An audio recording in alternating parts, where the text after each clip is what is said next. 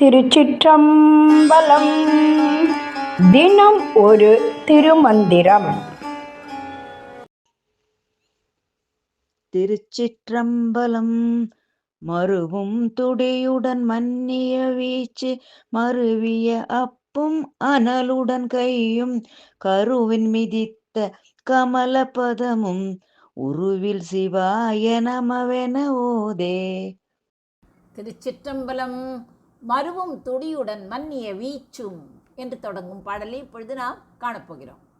உடுக்கையினை அடிக்கும் வலக்கரத்தையும் வீசிய இடக்கரத்தையும் அபயம் அளிக்கும் வலக்கரத்தையும் அக்னியை ஏந்திய இடக்கரத்தையும் பிறவிப்பிணியை அறுக்கும் திருவடியினையும் வடிவமில்லாத சிவாய நமவுடன் பொருந்தி அதனை துதிப்பீர்கள் நீங்கள் என்று நமக்கு உபதேசம் செய்கிறார் திருமூலர்.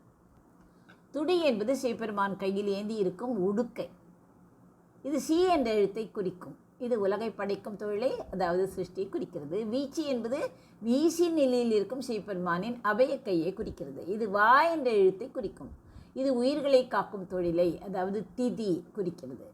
அப்பு என்பது இங்கே சிவபெருமானின் திருக்கரங்களில் ஏந்தி இருக்கும் நீர், அதாவது கங்கை அல்லது குளிர்ச்சியான அருளை குறிக்கும்.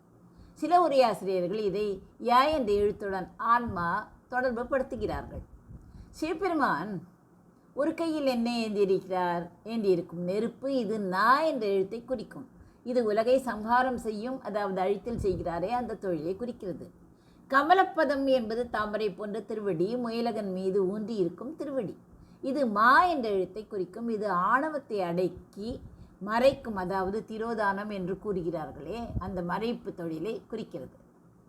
உருவில் சிவாய நமவென ஓதே. இவ்வாறு ஐந்தொழில்களை செய்யும் நடராஜ பெருமானின் திருவுருவமே சிவாய நம என்ற மந்திரமாக இருக்கிறது. எனவே அந்த உருவத்தை மனக்கண்ணில் நிறுத்தி இந்த மந்திரத்தை ஓதுக என்று கூறுகிறார் திருமூலர். எவ்வளவு அழகாக கூறுகிறார் பாருங்கள். சிவபெருமான் தன் காலால் மிதித்து கொண்டிருக்கும் அந்த அரக்கன் முயலகன் உண்மையில் ஒரு அரக்கன் மட்டுமல்ல, அவன் நம்மிடம் உள்ள ஆணவம் அல்லது மறைப்பு சக்தியின் அடையாளமாக விளங்குகிறான். நான் என்ற அகந்தையில் இருக்கும் வரை இறைவனை உணரவே முடியாது.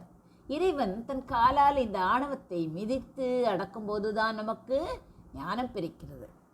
முனிவர்கள் ஏவினார்களே, அந்த புலியை உரித்து ஆடையாக உடுத்தியதும் பாம்பை மாலையாக அணிந்ததும் நெருப்பை ஏந்தியதும் எதை காட்டுகிறது என்றால், உலகத்தில் உள்ள அத்தனை அழிவு சக்திகளையும் இறைவன் தனக்கு கீழ்ப்படுத்தி வைத்துள்ளார் என்பதாகும். இந்த தாண்டவத்தை ஆனந்த தாண்டவம் என்பார்கள். இதில் படைத்தல், காத்தல், அழித்தல், மறைத்தல், அருளல் ஆகிய 5 தொழில்களும் ஒரே நேரத்தில் நடக்கின்றன. இதை உணர்ந்து ஒருவன் சிவாய நம என்று ஓதிவிட்டால் அவன் பிறப்பு இறப்பு என்ற சுழற்சியிலிருந்து விடுபடுவான் என்பதுதான் தத்துவம். உடுக்கை என்பது துடி அல்லவா, அது படைத்தல் தொழிலை செய்கிறது. அது மந்திர எழுத்து சி. அபயக்கை வீச்சு, அது காத்தல் தொழிலை செய்கிறது. மந்திர எழுத்து வா. நெருப்பு அழித்தல் செயலை செய்கிறது. யா அல்லது நா முறையை பொறுத்து மாறும். ஊன்றிய கால் மறைத்தல் தொழிலை செய்கிறது, அது மாவாகும். தூக்கிய கால் அருளல், அது நா அல்லது யா ஆன்மாவை குறிக்கும். இறைவனின் உருவத்தையும் மந்திரத்தையும் பிரித்து பார்க்காதே.